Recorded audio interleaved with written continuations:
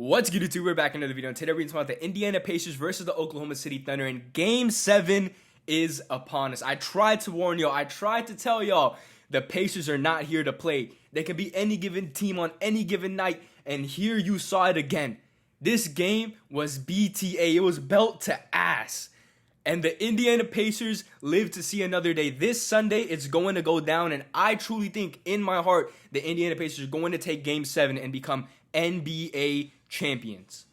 People were calling me crazy when I picked the Pacers to win this series in my preview video, but look at it now. 3 games apiece. Who would have thought that a 68-win team would be tied in a Game 7? We're finally getting a Game 7 since 2016 in the NBA Finals, and that is the Indiana Pacers doing it once again. This game was over by the time it was the third quarter. Doesn't matter what the final score is. It's 91, 108, whatever it is. Doesn't matter. This game was done, and the Pacers won by 30. Matter of fact, I would say this game was actually done at halftime. That play, that 2 possessions, when it was, Tyrese Haliburton got a steal, and then he gets a fast break to Pascal Siakam, and Pascal Siakam dunks it on J-Dub's head top. And then, followed up on the next possession, was Pascal Siakam hitting a buzzer beater to end the half. That's when I knew it's done. The Pacers got this one. The Pacers forced a Game 7. And I ain't gonna lie, it's getting real hard to defend this team's selling their soul allegations. There was a pre-game huddle, and I ain't gonna lie, bro. Pascal Siakam's eyes turned to the back of his head. I thought I was watching The Conjuring. His head lifted. Like that one scene from The Conjuring when they're in the basement. And he stayed there for 3, 4, 5 seconds, bro. I can't even lie, I was creeped out. But to be serious, though, the Pacers did what they had to do. And we're going to talk about what exactly they did, what adjustments they made in order for this game to be theirs, and what we could expect going forward into Game 7. And we're going to preview it all right now. First things first, on the broadcast, so everyone was talking about Tyrese Haliburton and his calf strain. Everybody was talking about it. They were saying, that's the story of the night. Is Tyrese going to be able to ball? Is he going to be able to hoop? And initially, when the game started, he was able to get some shots up, and he was able to blow by defenders. The shots just weren't happening and going in. But then, as you saw the game progress, he was getting back to his flow, and actually, he was playing and shooting better than he did previously. He ended up getting 3 3-pointers, which I honestly, I was not expecting him to do that on a bad calf. And not to mention, he hasn't been shooting very great the entirety of these finals. In the first 5 games of the series, he's only shot 29% from 3 and only made 3 3-pointers through the first 5 games. He went 3 for 17 in the first 5 games. He had 3 3-pointers alone tonight.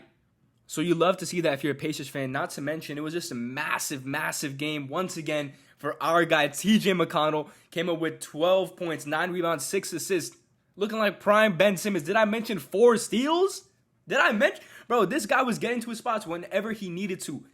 He had me flabbergasted, bro. I didn't even know that this style of hoops could work in the Big 25, but here it is, bro. TJ McConnell was going crazy on all cylinders, on all sides of ball. Another player who had a phenomenal game was Andrew Nembhard, who had 17 points, 4 assists, and he himself had 3 steals. 71% from the field. 3 3-pointers out of 5. Massive game for Andrew Nembhard. And a big story of this game was the amount of turnovers that the Oklahoma City Thunder were giving out. They weren't playing like how they have been. They weren't playing like the 68 team that they've been the entirety of the season. They were playing lazy. They were playing sloppy. And they were not able to take care of the ball. They finished the game off with 21 turnovers.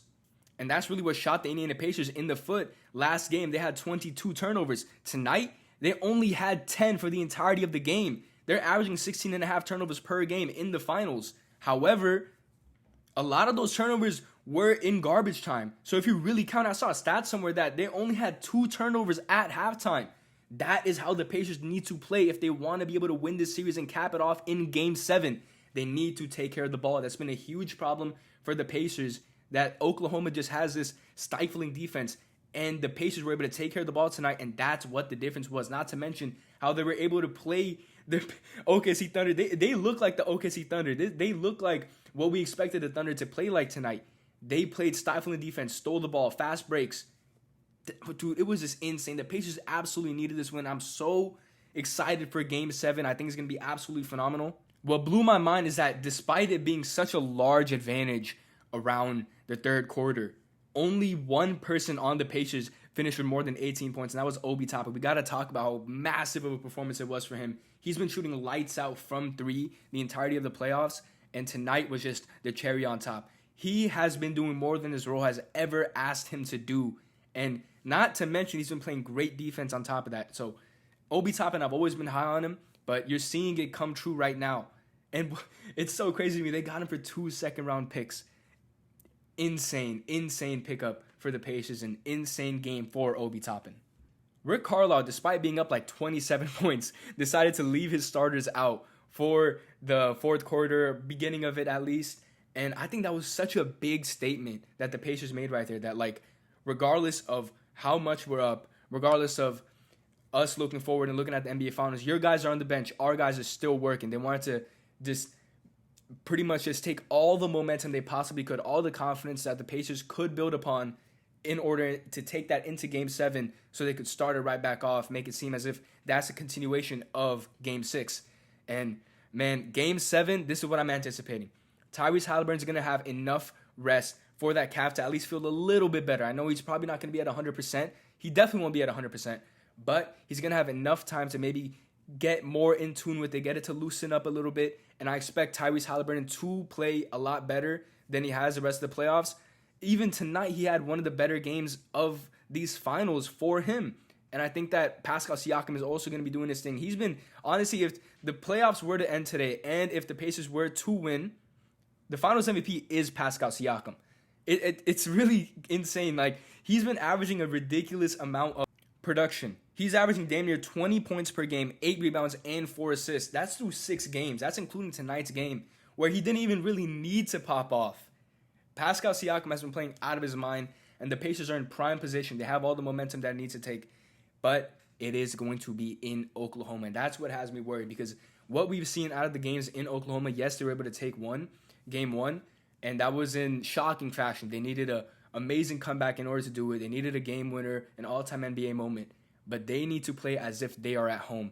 The big change that I do expect to happen in Game 7 is the role players are going to step up, and some of these guys that you don't really expect to have these big levels of production offensively end up doing it. For example, Alex Caruso, some of these games, he's finished with 20 points. You saw Cason Wallace last game. He shot the lights out. Aaron Wiggins came out here shooting logo threes like he's Damian Lillard. You can't let that happen if you're the Indiana Pacers. But if you're the Oklahoma City Thunder, you need Shai and J-Dub to be the stars. Because tonight, Shai, despite having a 21-point game, it wasn't the worst Shai game. That's not what you expect from your MVP.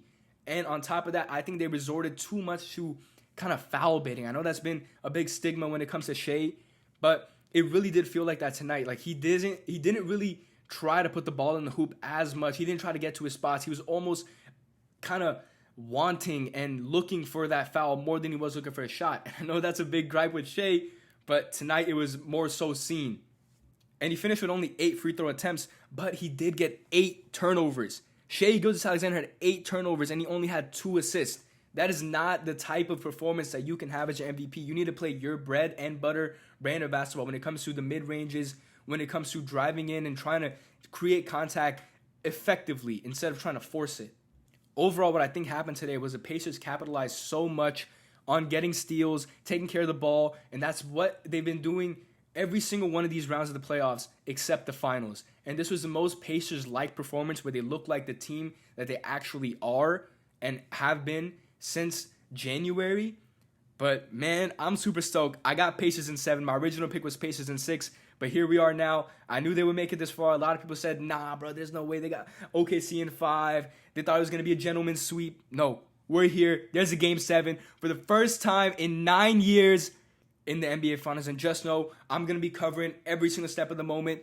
After the game, we're going to talk about exactly what happened. We're going to have an NBA champion this Sunday. Leave a like, subscribe down below. Just know if you're still here, I appreciate you. And I'm going to catch you on the next one. Take care.